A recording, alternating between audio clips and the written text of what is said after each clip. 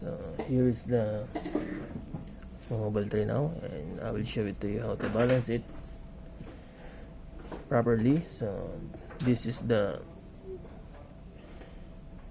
mobile phone, iPhone 6 Plus, as you can see here. So I will change the balance because I already balanced it. Okay, this is not balanced. I will balance now. First of all, you need to hold here, this part. Okay, and then this axis, it must be straight horizontally like this. So I will leave it. As you can see, it's moving this side, so I have to adjust it to opposite side. So I will move.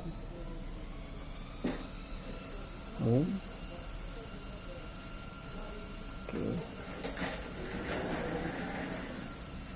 so as you can see now, when I leave it, stay still horizontally. It means this is balanced.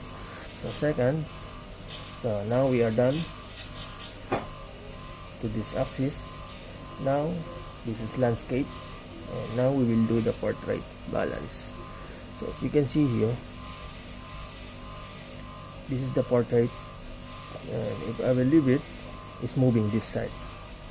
So what I will do, I have to move it to opposite side just to make it balance. So this part, you can adjust this left and right like this. See, it's moving left and right or up and down. Okay, so now I will balance it, portrait. So it's moving, so I will move to this side. So I will push like this. Oh, I push too much, so I will turn. Oh, I push too much again to this side. So what I will do, I will push little bit to this side.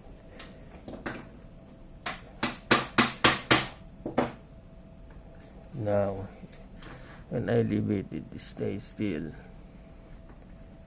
like this. This is balance. I will check again the landscape. Okay, portrait,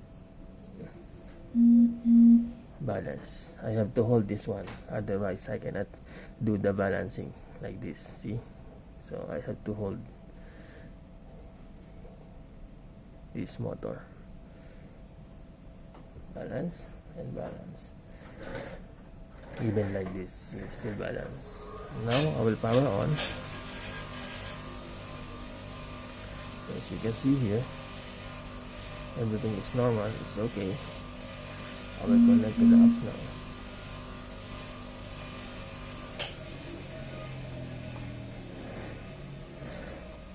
Connect.